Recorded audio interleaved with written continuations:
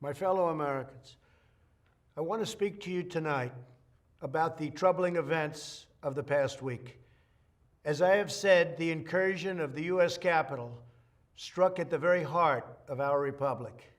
It angered and appalled millions of Americans across the political spectrum. I want to be very clear. I unequivocally condemn the violence that we saw last week. Violence and vandalism have absolutely no place in our country and no place in our movement. Making America great again has always been about defending the rule of law, supporting the men and women of law enforcement, and upholding our nation's most sacred traditions and values. Mob violence goes against everything I believe in and everything our movement stands for. No true supporter of mine could ever endorse political violence. No true supporter of mine could ever disrespect law enforcement or our great American flag. No true supporter of mine could ever threaten or harass their fellow Americans. If you do any of these things, you are not supporting our movement, you are attacking it, and you are attacking our country. We cannot tolerate it.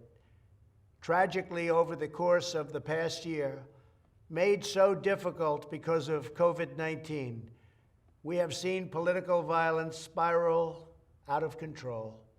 We have seen too many riots, too many mobs, too many acts of intimidation and destruction. It must stop.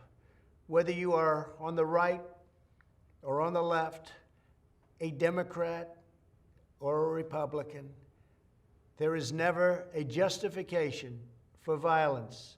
No excuses, no exceptions. America is a nation of laws. Those who engaged in the attacks last week will be brought to justice.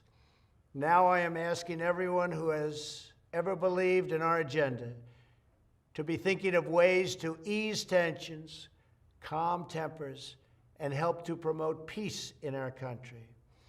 There has been reporting that additional demonstrations are being planned in the coming days, both here in Washington and across the country. I have been briefed by the U.S. Secret Service on the potential threats. Every American deserves to have their voice heard in a respectful and peaceful way. That is your First Amendment right. But I cannot emphasize that there must be no violence, no law-breaking, and no vandalism of any kind. Everyone must follow our laws and obey the instructions of law enforcement. I have directed federal agencies to use all necessary resources to maintain order. In Washington, D.C., we are bringing in thousands of National Guard members to secure the city and ensure that a transition can occur safely and without incident. Like all of you, I was shocked and deeply saddened by the calamity at the Capitol last week. I want to thank the hundreds of millions of incredible American citizens who have responded to this moment with calm, moderation, and grace. We will get through this challenge just like we always do. I also want to say a few words about the unprecedented assault on free speech we have seen in recent days. These are tense and difficult times.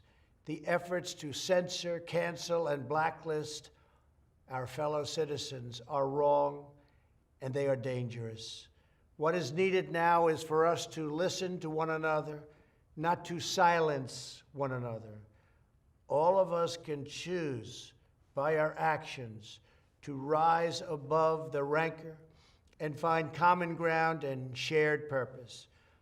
We must focus on advancing the interests of the whole nation, delivering the miracle vaccines, defeating the pandemic, rebuilding the economy, protecting our national security, and upholding the rule of law. Today, I am calling on all Americans to overcome the passions of the moment and join together as one American people. let us choose to move forward united for the good of our families, our communities, and our country. Thank you, God bless you, and God bless America. As you know, we've completed the wall. They may want to expand it. We have the expansion underway.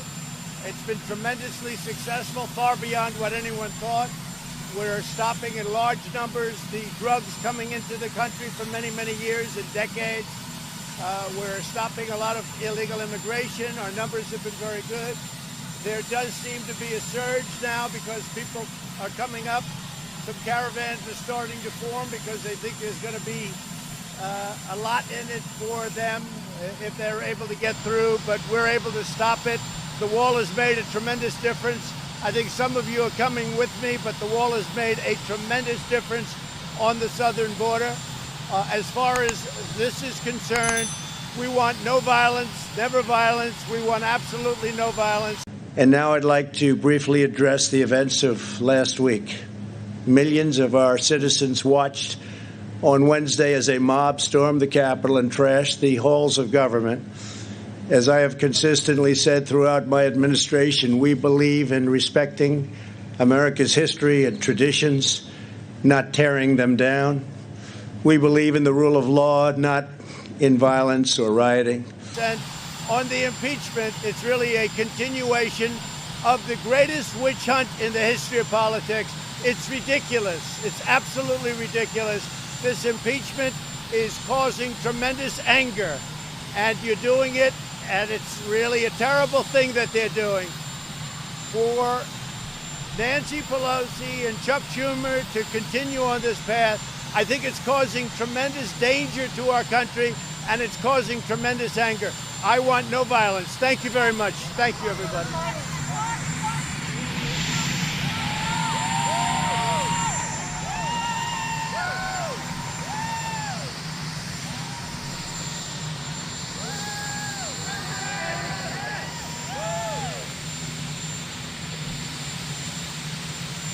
This has been a difficult year and a very difficult election.